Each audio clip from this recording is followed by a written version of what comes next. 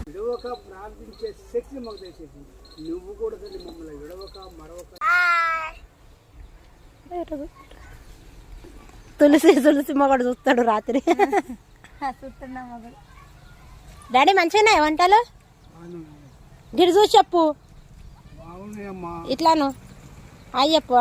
అట్లా వీళ్ళదే పండుగ అయితే అందుకే మేమైతే వండడానికి వచ్చినాం. మీ నాన్న వాళ్ళ తింటూరు. ఏమైతుంది రా సిగ్గు అవుతుందా?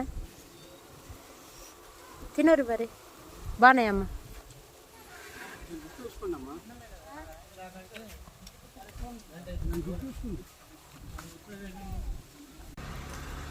అడగడుకోరు.